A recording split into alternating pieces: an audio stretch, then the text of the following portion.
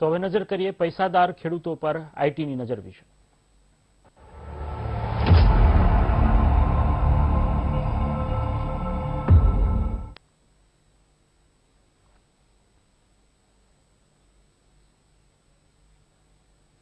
દેશના ધનવાન ખેડૂતો હવે આઈટીની રડાર પર છે। 10 લાખથી વધુ આવક ધરાવતા ખેડૂતો વિરુદ્ધ ઇન્કમટેક્સ વિભાગ તપાસ કરી શકે છે, જેને લઈને આ સમગ્ર અહેવાલ સામે આવ્યા છે। ઇન્કમટેક્સથી બચવા માટે ધનવાન ખેડૂતો કૃષિ આવક દર્શાવે છે। અનેક ખેડૂતો કૃષિ ઉપરાંત અન્ય આવકને કૃષિથી થયેલી આવક દર્શાવી અને ટેક્સ ચોરી કરે છે।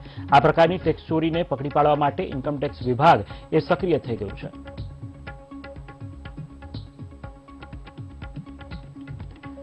જે પ્રકારે આઈટી વિભાગની હવે ખેડૂતોની આવક પર નજર રાખવામાં આવી રહી છે। 10 લાખથી વધુ કૃષિ આવક ધરાવતા ખેડૂતો સામે ગમે ત્યારે તપાસ પણ ઇન્કમટેક્સ વિભાગ કરી શકે છે, કારણ કે એન કેન પ્રકારે ખેડૂતો દ્વારા જે કર ચોરી છે તે કરવામાં આવતી હોય એ પ્રકારના જે અહેવાલો મળ્યા છે અને તે અંતર્ગત ઇન્કમટેક્સ વિભાગ સક્રિય થયું છે અને ગમે ત્યારે હવે ખેડૂતો વિરુદ્ધ પણ તપાસ કરી શકે છે। અતિ ધનવાન જે ખેડૂતો હોય અને જે ટેક્સ ચોરી કરતા હોય તેમના વિરુદ્ધ કાર્યવાહી પણ કરવામાં આવી શકે છે। ઇન્કમટેક્સ વિભાગ દ્વારા આ અંગે એક વાત પણ અત્યારે વહેતી કરવામાં આવી છે। ઇન્કમટેક્સ ન ભરનાર ખેડૂતો સામે આકરી કાર્યવાહીના પણ પગલાં લેવાઈ શકે છે।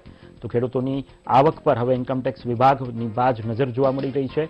10 લાખથી વધુ કૃષિ આવક ધરાવતા ખેડૂતો વિરુદ્ધ પણ તપાસ ગમે ત્યારે થઈ શકે છે। ઇન્કમટેક્સથી બચનારા ધનવાન ખેડૂતોની યાદી પણ ઇન્કમટેક્સ વિભાગ દ્વારા તૈયાર કરવામાં આવી છે। તો બીજી તરફ અનેક ખેડૂતો ખેતી સિવાયની આવક જે દર્શાવતા નથી હોતા તેને લઈને પણ આ ઇન્કમટેક્સનું આકરું વલણ જોવા મળી રહ્યું છે।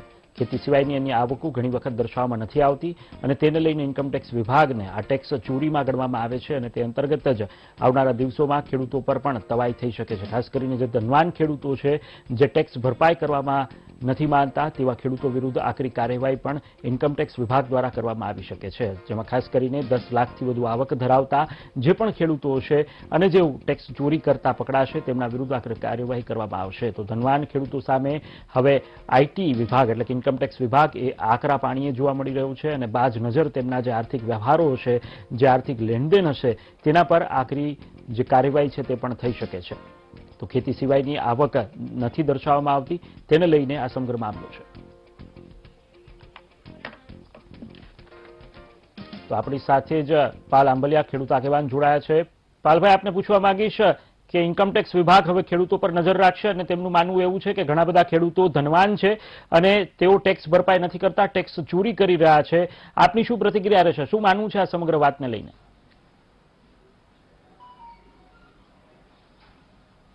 સમજવા જેવી વાત એ છે કે સૌથી પહેલા તો આમિર ખેડૂતો એટલે કોણ, આમિરની વ્યાખ્યા સ્પષ્ટ થવી જોઈએ।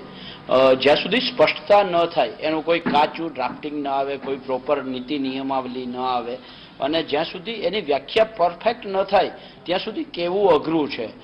કારણ કે આ સરકારની જે નીતિ રીતિ છે અને અત્યાર સુધીના તમે જોવ તો ધીરે ધીરે કાચું ઝેર આપવાની એક શરૂઆત સરકાર કરે છે। એના ભાગરૂપે અત્યારે ખેડૂતો ક્યાંક ને ક્યાંક ઇન્કમટેક્સની અંદર સમાવેશ નથી થતો, પણ અત્યારે આમિર ખેડૂતોની જે વાત કરી અને સરકાર છે એ ધીરે ધીરે મને એવું લાગે છે કે ખેતીની અંદર જે ઇન્કમટેક્સ નથી આ ઇન્કમટેક્સ લઈ આવવા માંગતી હોય એવું ક્યાંક ને ક્યાંક મને દેખાય છે। ખેતીમાં ઇન્કમટેક્સ જે તે સમયથી એટલા માટે નથી કે ખેડૂત છે એ પોતાનો પરસેવો પાડી અને કમાય છે, આ રાત દિવસ મજૂરી કરે છે, આ મજૂરીને જે ખેડૂત કરે છે અને એ મજૂરીના ભાગરૂપે બીજું ખેતી છે એ ભૂમિ સમજવા જેવી વાત એ છે કે અનિશ્ચિત આવકવાળી વાત છે। એક વર્ષ સારું થાય, બીજા 4 વર્ષ 5 વર્ષ ખરાબ પણ જાય। એટલે ત્યારે સવાલ ભૂમિત એ થાય કે માની લ્યો કે એક વર્ષ સારું થયું ત્યારે ખેડૂત અમીર દેખાય કારણ કે એની આવક વધવાની છે, પછીના 4-5 વર્ષ જે નબળા જવાના છે તો શું સરકાર એવી બાંહેધરી આપવા માંગે છે કે એક વર્ષે ખેડૂત જ્યારે વધારે કમાય છે ત્યારે એની પાસેથી ઇન્કમટેક્સ લેશે અને બાકીના વર્ષોની અંદર ખેડૂત જ્યારે નહીં કમાય અથવા તો એનું વર્ષ નબળું જશે ત્યારે સરકાર શું ભરપાઈ કરશે ખેડૂતોને કે આની આટલી મિનિમમ આવક તો તમારી હોવી જોઈએ અને એટલી અમે તમને આપશું જો તમે ટેક્સ ભરશો તો? આવું કંઈ સરકાર નક્કી કરવા માંગે છે? આ એટલે સરકારે સ્પષ્ટતા કરવાની જરૂર છે ભૂમિકામાં। એટલે પાલભાઈ આપનું શું માનવું છે? હું એમ કહું કે ધારો કે સરકાર એવું અત્યારે ઇન્કમટેક્સ વિભાગને એવું લાગી રહ્યું છે કે 10 લાખથી વધુ આવક ધરાવતા અનેક ખેડૂતો છે, તેમની પાસે લિસ્ટ આવ્યું છે અને તેના આધારે એવું કહી રહ્યા છે કે જેટલા પણ ખેડૂતો 10 લાખથી વધુ આવક ધરાવે છે અને એમની અમુક જે અન્ય આવકો છે, ખેતી સિવાયની આવકો છે, તે પણ ઇન્કમટેક્સમાં દર્શાવવામાં નથી આવતી અને આ પ્રકારે ટેક્સ ચોરી થાય છે, આવું તેમનું આંકલન છે તે સામે આવ્યું છે. તો આપને શું લાગે છે આ કેટલું યોગ્ય રહેશે જો ઇન્કમટેક્સ 10 લાખથી વધુ આવક ધરાવતા ખેડૂતો પર લાદવામાં આવે તો?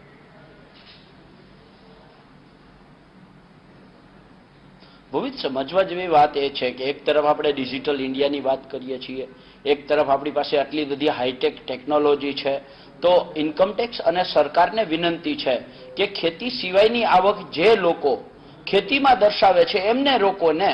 માની લો કે તમને ગુમણું થયું હોય તો ગુમણાની દવા કરવાની હોય, ભૂમિત આખે આખો હાથ ન કાપી નખાય. બરાબર છે. આ સરકાર અત્યારે એ પ્રકારે કાર્યવાહી કરે છે. મેં જે કાચું ડ્રાફ્ટિંગ મેં જોયું છે અત્યારે, બરાબર છે, એની અંદર એવી ક્યાંક વાત છે કે માની લો કે ખેડૂત જમીન વેચશે, બરાબર છે. હવે ખેડૂતની જમીન છે એ તો વારસાઈ બાબત છે, ભૂમિત સમજવા જેવી વાત છે. હવે એની જિંદગીમાં એક વખત એ જમીન વેચે અને એ વર્ષે એને મબલખ આવક બતાવવાની છે, તો એ સમયે શું એને ઇન્કમટેક્સ ભરવાનો?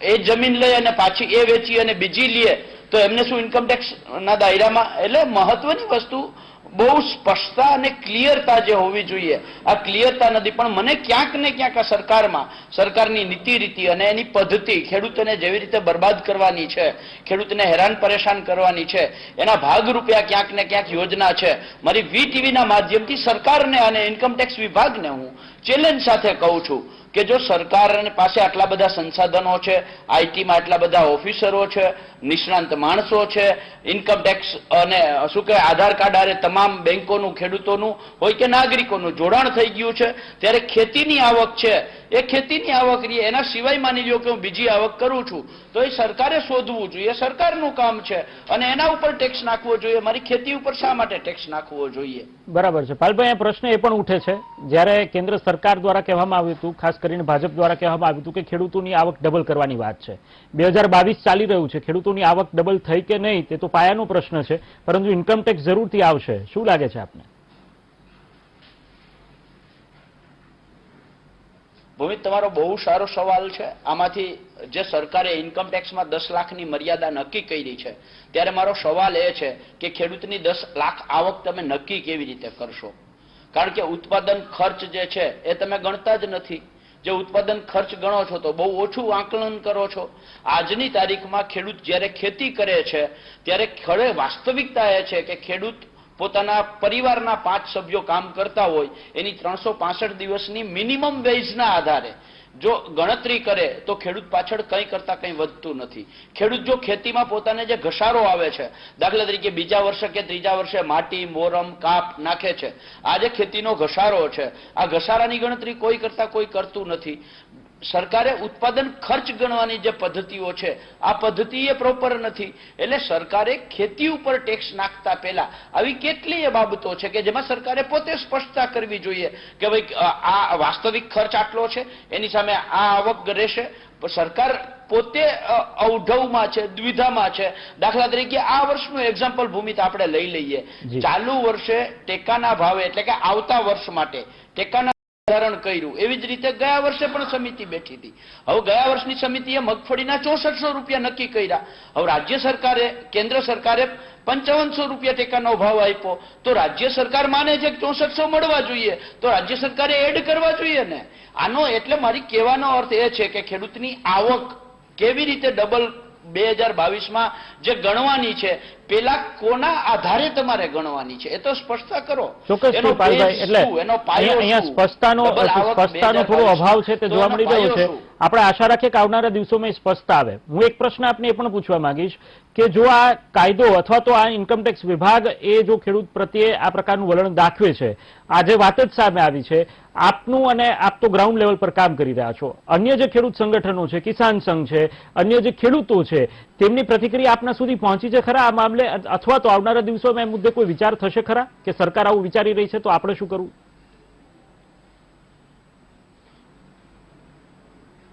સરકાર ઘણી વખત ઘણી બાબતોમાં અણવિચાર્યા નિર્ણયો લે છે. નિર્ણયો શા માટે લેવાય છે આપણે બધા જાણીએ છીએ. આ સરકાર છે અમે બે અને અમારા બે, આના માટે ચાલતી સરકાર છે અને એનું પરિણામ આપણે બધાએ જોયું છે કે વણ વિચાર્યો સરકારે જે 3 કાળા કાયદા લઈ આવવાનો નિર્ણય કર્યો તો એનું પરિણામ સરકારે ભોગવવું પડ્યું. ગુજરાતમાં તાજેતરનો દાખલો તમે જોવો, વણ વિચાર્યો સરકારે નિર્ણય કર્યો કે ખેડૂતોને 8ની જગ્યાએ 6 કલાક વીજળી કરશું અને ખેડૂતોએ આખા ગુજરાતમાંથી લડાઈ કરી અને સરકારે પાછો એ નિર્ણય હટાડવો પડ્યો, ખેડૂતોને 8 કલાક વીજળી આપવાનો નિર્ણય કરવો પડ્યો.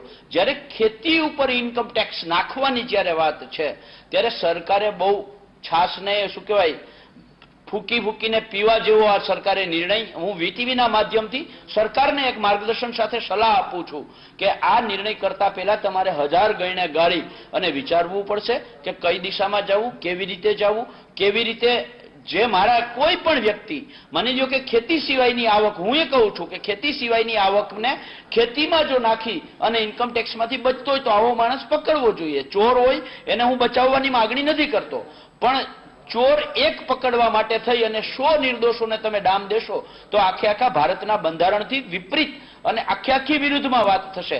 કારણ કે ભારતનું ન્યાયાલય, ભારતનું બંધારણ એમ કહે છે કે 100 દોષિત છૂટી જાય તો ચાલશે, પણ એક ગુનેગાર નિર્દોષ માણસને સજા ન થવી જોઈએ.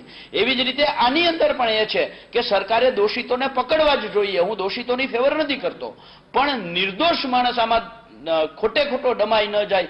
જે રાત દિવસ કાળી મજૂરી કરે છે એ ખેડૂત ખોટો ડમાઈ ન જાય. આ વીટીવીના માધ્યમથી મારી સરકારને વિનંતી, આગ્રહ સાથેની વિનંતી છે.